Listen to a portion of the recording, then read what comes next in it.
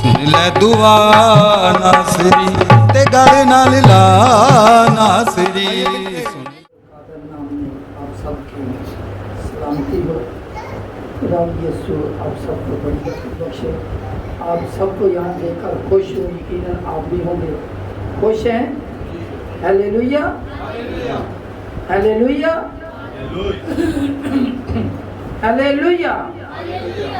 Praise the Lord. आज का हमारा टॉपिक बड़ा ख़ास और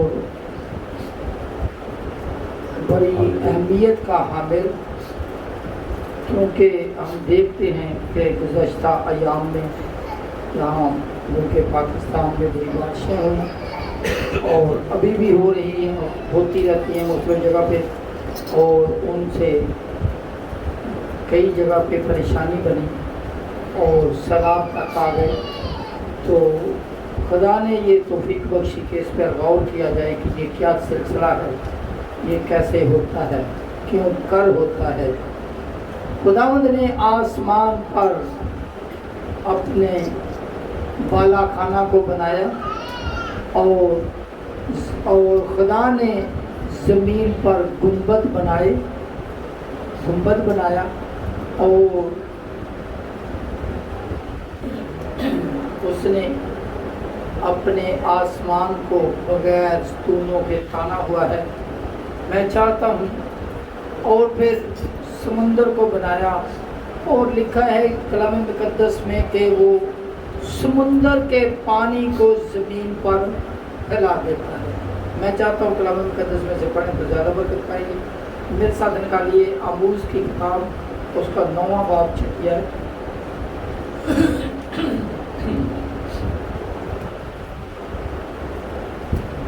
वही आसमान पर अपने बाला खाने तामीर करता है, उसी ने जमीन पर अपने गुंबद की बुनियाद रखी। वो समुंदर के पानी को बुलाकर रूए जमीन पर फैला देता है। उसी का नाम खुदावंद है। Praise the Lord. उसी का नाम खुदावंद है। खुदावंद क्या करता है? पहले तो वो अपने बाला खाना को तामीर करता है। खुदा का शुक्र अदा करते हैं कि खुदा ने मुझे तकरीबन 3 दफ़ा अपने बाला खाने दिखाए। खुदा का शुक्र अदा करते हैं। और लिखा है कि ज़मीन पर उसने गुंबद की बुनियाद रखी। जब हम ज़मीन पर खड़े होकर आसमान की तरफ देखते हैं तो हर तरफ नीला आसमान नजर आता है। वो ऐसे लगता है जैसे गुंबद की शक्ल का है, जैसे गुंबद। लिखा ज़मीन पर उसने गुंबद की बुनियाद रखी। ये गुंबद क्रिश्चियनिटी से निकला है, बाइबल मुकद्दस से निकला है, कहीं और से नहीं आया। लिखा है उसी ने ज़मीन पर अपने गुंबद की बुनियाद रखी। खुदा का शुक्र अदा करते हैं। वो ज़मीन के पानी को और वो समुंदर के पानी को बुलाकर रूए ज़मीन पर फैलाता है। अगर समुंदर का पानी रूए ज़मीन पर आ जाए, अगर समुंदर का पानी, समुंदर जो कि कराची के साथ है, अगर इसका पानी रूए ज़मीन पर आ जाए तो क्या होगा? फिर तो ज़मीन ख़त्म हो जाएगी। ज़मीन के ऊपर तो पानी पानी हो जाएगा, वो खुद समुंदर बन जाएगा। समुंदर तो है, लेकिन वो लिखा है कि वो समुंदर के पानी को बुलाकर रूए ज़मीन पर फैलाता है। जब किसी चीज़ को फैलाया जाता है तो उसकी इंटेंसिटी कम हो जाती है, इंटेंसिटी उसकी शिद्दत कम हो जाती है। तो हम देखते हैं कि समुंदर का पानी ज़मीन पर अगर फैलाया जाए तो वो समुंदर बन जाए, लेकिन ये कलाम मुकद्दस का एक एक लफ्ज़ सच और बराबर है। तो ये कैसे पानी को फैलाता है? अगर हम ज़बूर पढ़ें, ज़बूर 135 اس کی 7ویں آیت تو ہمیں اور کلیئر ہو جاتا ہے.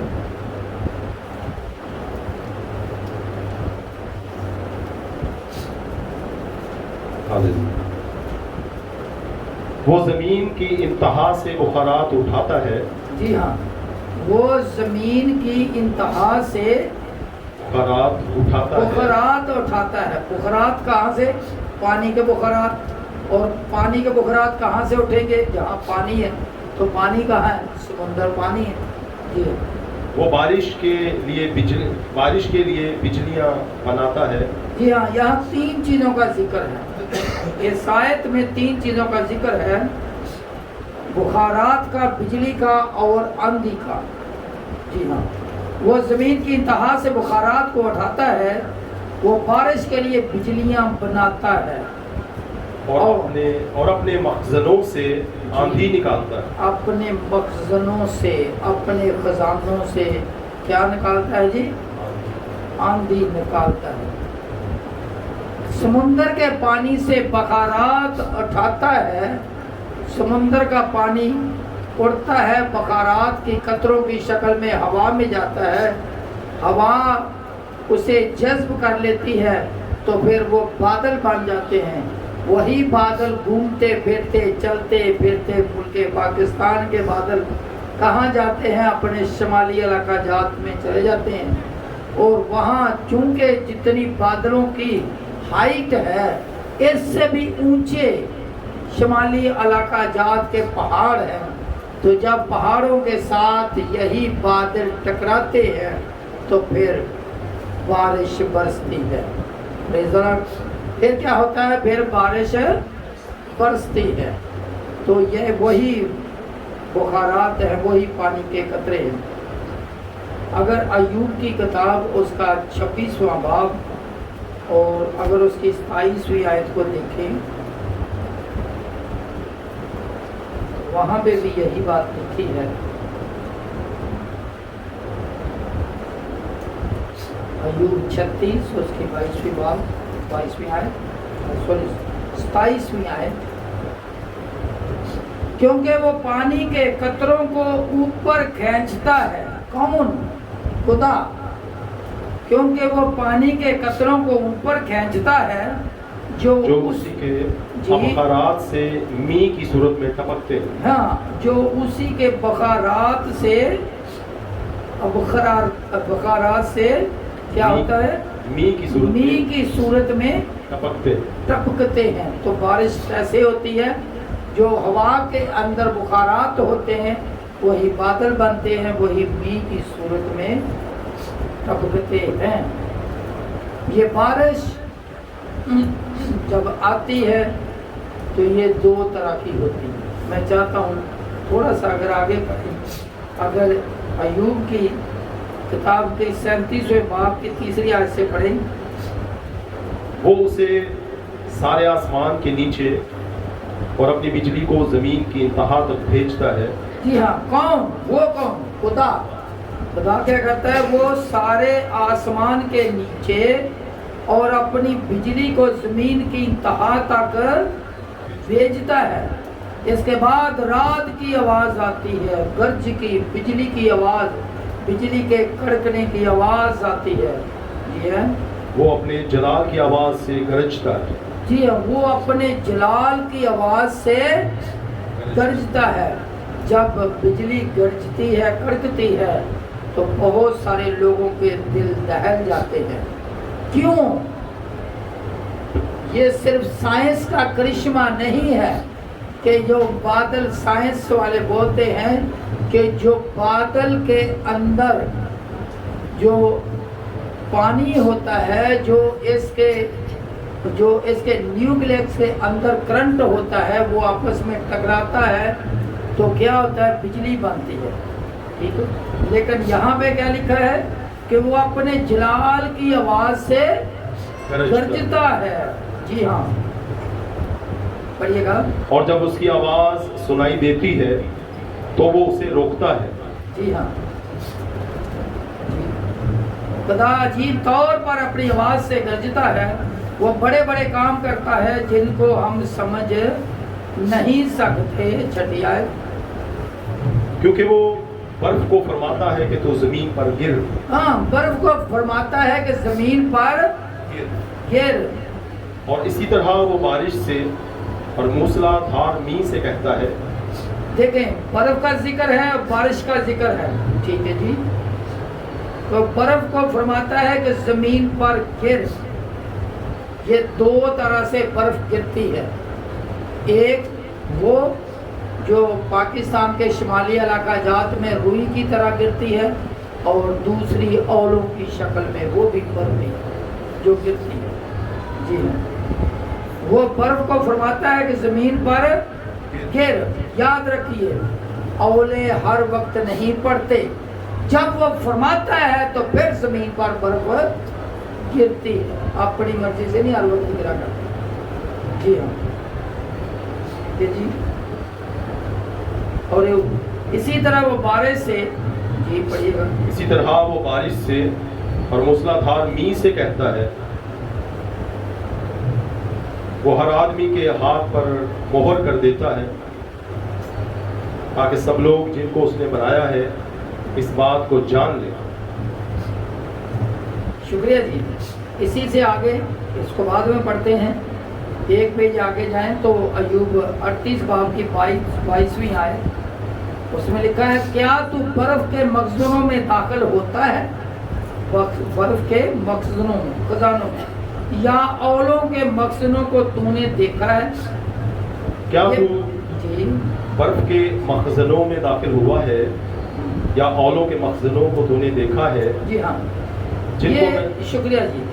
ये औलों के मखजन, ये बर्फ के मखजन, ये क्या है? ये क्या है?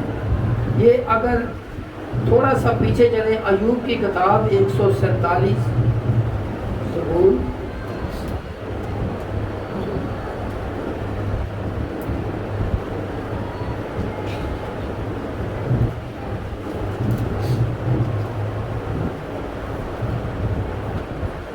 सोलहवीं आयत,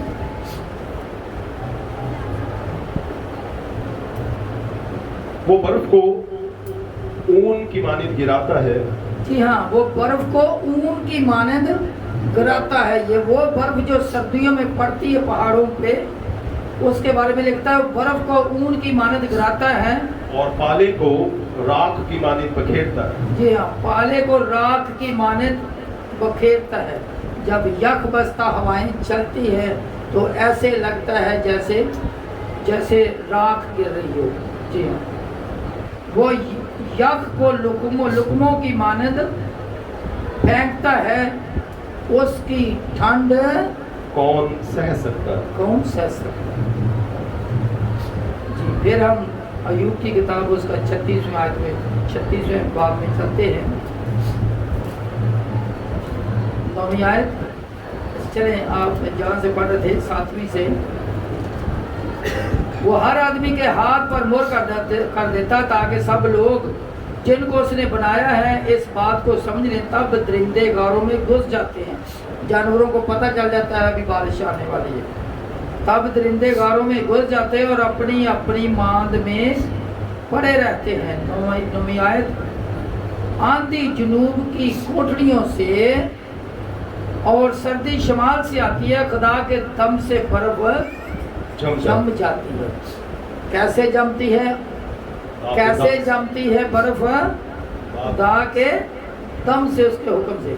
और पानी का फैलाव तंग हो जाता है, बल्कि वो गिटा पर नमी को लाता है, और बिजली वाले बादलों को दूर तक फैलाता है। जी हाँ, आगे पढ़िएगा। फारमी है, और उसी की हिदायत से वो इधर उधर फिराए जाते हैं। क्यों? कौन फिराए जाते हैं? उसी की हिदायत से। किसकी हिदायत से? खुदा की हिदायत से वो इधर उधर फिराए जाते हैं। वो कौन? बादल। जी पढ़िएगा दोबारा। वो और उसी की हिदायत से वो इधर उधर फिराए जाते हैं, ताकि जो कुछ वो उन्हें फरमाए उसी को वो दुनिया के आबाद हिस्सा पर अंजाम दें। जी हाँ, ये जो बुखारात उठे थे, یہ بادل بن گئے تھے، یہ خدا کے حکم سے ادھر ادھر پھرائے جاتے ہیں، کبھی اس جگہ کبھی اس جگہ، کبھی اس ملک میں کبھی اس ملک میں۔ اور لکھا ہے کہ اسی کو وہ دنیا کے آباد حصوں پر انجام دیں۔ کیا انجام دیں؟ جو ان کو کام دیا ہے بادل کو۔ بادل کا کام کیا ہے؟ برسنا، گرجنا اور برسنا۔ تو یہ بادل کس کے حکم سے جاتے ہیں؟ کس کے حکم سے موو کرتے ہیں؟ ہمارے خدا کے حکم سے موو کرتے ہیں، اپنی مرضی سے نہیں چل پڑتے۔ جی ہاں، تو جب یہ خدا کے حکم کی تعمیل کرتے ہیں تو پھر کیسے کرتے ہیں؟ یہ دو کام کرتے ہیں۔ یہ بادل جب خدا کے حکم کی تعمیل کرتے ہیں تو کیا کرتے ہیں جی؟ دو کام کرتے ہیں۔ کتنے کام کرتے ہیں؟ دو کام۔ چلو پڑھ لیں اگلی آیت، 13ویں آیت۔ خواہ تنبیہ کے لیے، جی ہاں، دنیا کے آباد حصوں پر انجام دیں، یہ بادل، ٹھیک ہے۔ اس کام کے لیے، دو کاموں کے لیے، خواہ تنبیہ کے لیے یا تنبیہ کے لیے، انسان کو سمجھانے کے لیے، انسان کی سرزنش کرنے کے لیے پھیلائے جاتے ہیں۔ جی، خواہ تنبیہ کے لیے یا اپنے ملک کے لیے یا رحمت کے لیے وہ اسے بھیجے۔ جی، خواہ تنبیہ کے لیے یا اپنے ملک کے لیے یا رحمت کے لیے وہ اسے بھیجے۔ رحمت کے لیے یا تنبیہ کے لیے، تو اس کا مطلب بارش دو طریقے کی ہے، ایک رحمت ہے اور دوسری زحمت ہے۔ ایک رحمت ہے اور دوسری زحمت ہے۔ تو جب بھی بارش آئے خدا سے دعا کریں اور خدا سے منت کریں کہ یہ تیری بارش، یہ رحمت والی بارش ہو۔ جب بھی بارش شروع ہو ہماری دعا ہونی چاہیے، فوراً یہ الفاظ نکلنے چاہیے کہ یہ تیری بارش انسانوں کے لیے، ہم سب کے لیے رحمت کا باعث بنے۔ کیونکہ جب وہ تنبیہ کے لیے بھیجتا ہے تو کلام مقدس میں لکھا ہے پھر وہ تباہی مچاتا ہے۔ کیا کرتا ہے جی؟ تباہی مچاتا ہے۔ میں چاہتا ہوں زبور 148 کی 8ویں آیت پڑھی جائے۔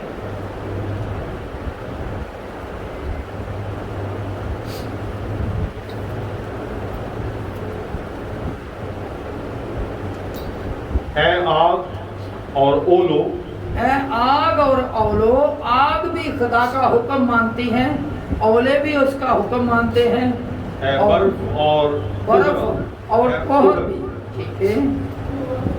اے آگ اور اولو، اے برف اور کوہر، اے طوفانی ہوا جو اس کے کلام کی تعمیل کرتی ہے۔ اے طوفانی ہوا جو اس کے کلام کی تعمیل کرتی ہے۔ یعنی لکھا آگ۔ آپ نے دیکھا ہوگا کئی جگہوں پہ خود آگ لگ جاتی ہے۔ کئی دفعہ آپ نے سنا ہوگا امریکہ میں بھی لگی، جنگلات میں لگی، کئی جگہوں پہ لگی۔ جب ہیٹ مٹیریل اور آکسیجن کمبائن ہوتے ہیں تو وہاں آٹومیٹکلی آگ لگ جاتی ہے۔ تو آگ بھی اس کی وجہ سے اس کے حکم میں ہے، اس کے آرڈر سے، اولے بھی، بارش بھی۔ تو پھر بارش ہم نے دیکھی کہ لکھا ہے کہ وہ تنبیہ کے لیے ہے یا رحمت کے لیے۔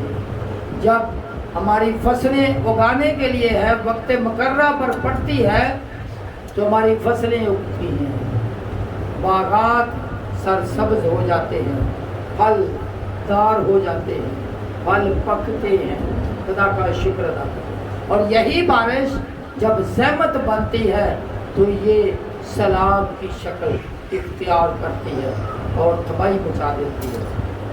تو خدا ہمیں بچائے ان ساری پریشانیوں سے، بلکہ خدا ہمیں اپنے کبھی اور قادر ہاتھ کے نیچے رکھے۔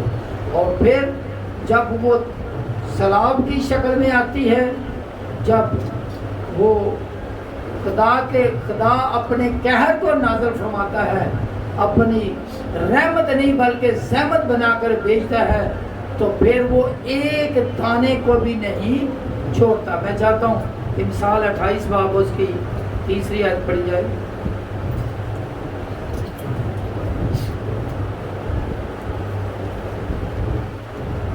مسکین پر ظلم کرنے والا کنگال موسلا دھار می ہے جو ایک دانہ بھی نہیں چھوڑتا.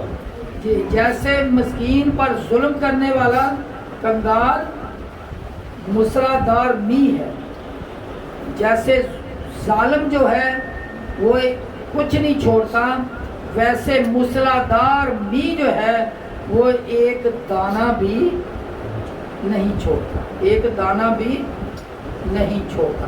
عذرا کی کتاب 10واں باب اور اگر اس کی 9ویں سے 13ویں آیت کو پڑھے تو ہم پڑھیں گے نہیں. اس میں لکھا ہے کہ اجنبی عورتوں کی وجہ سے بارش ہوئی. تو کیا جو آج کل بارش ہو رہی ہے اور جو سیلاب کا سب منظر پیش کر رہی ہے، جس نے فصلوں کی تباہی کر دی، انسانوں کی جانیں لے لی اور زمین پر کٹاؤ کر دیا، کتنا نقصان ہو گیا. اسپیشلی ان دنوں میں ملک پاکستان کا کتنا نقصان ہوا اور ابھی بھی بارشیں ہو رہی ہیں. تو کیا یہ رحمت لگتی ہیں جو جانوں کو لے گئی، جو انسانوں کو کھا گئی، جو سیلاب کی شکل اختیار کر گئی؟ یہ رحمت کم اور زحمت زیادہ لگتی ہے. تو خدا انسانوں کو تنبیہ کرتا ہے، لکھا ہے کہ بارش تنبیہ کے لیے بھی ہے، انسانوں کو تنبیہ کرتا ہے کہ وہ اپنی بری روشوں سے باز آئے اور اس کے احکام کی پوری پیروی کرے. کتنی پیروی کریں؟ پوری پیروی کریں. خدا کا شکر ادا کرتے ہیں کہ وہ اپنے وعدوں میں سچا خدا. ایک وقت ایسا تھا کہ جس وقت خدا نے پورے روئے زمین پر پانی کو بھیجا اور پوری دنیا کو ہر جانور سمیت ہلاک کر دیا، ہر جانور کا ایک جوڑا، اور نوح اور اس کے خاندان کو سر بچایا. لیکن خدا نے ساتھ ہی وعدہ کر لیا اس اپنے برگزیدہ بندے سے کہ آئندہ میں پوری انسانیت کو یک بارگی پانی سے نہ ماروں گا. کلام مقدس میں لکھا، پیدائش کی کتاب اس کے 9ویں باب 13ویں سے 16ویں آیت تک پڑھے، اس میں لکھا ہے کہ وہ اپنی کمان کو بادلوں میں دکھاتا ہے اور کیا ہوتا ہے، وہ بتاتا ہے یادگاری کے طور پر. اس نے وعدہ کیا ہوا ہے کہ وہ سارے انسانوں کو ایک ہی دفعہ وہ یک بارگی نہ مارے گا. خدا کا شکر ادا کرتے ہیں، وہ اپنے وعدوں میں سچا خدا. جہاں بہت بڑا نقصان ہوا وہاں اسی خدا نے سیلاب کے اندر سے، پانیوں کے اندر سے انسانوں کو بچایا. خدا کا شکر ادا کرتے ہیں کہ اس نے آج ہم پر ظاہر کیا کہ وہ اپنے پانی بخارات کی صورت میں اٹھاتا، می کی شکل میں، رحمت کے لیے اور زحمت کے لیے، تنبیہ کے لیے، دونوں کے لیے اختیار رکھتا ہے. خدا کا شکر ادا کرتے ہیں کہ ہم پر وہ نظر کرم کرتا ہے. جب ہم دعا کرتے ہیں تو اگر وہ اس نے زحمت کے لیے بھی بھیجنی ہو تو اپنے لوگوں کی توبہ کو قبول فرما کر وہ اسی زحمت کو رحمت میں بھی رکھے. خدا کا شکر، اس کی تعریف، اس کی تعظیم.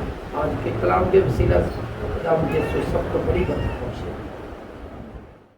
میں سجدے کروں، میں سجدے کروں.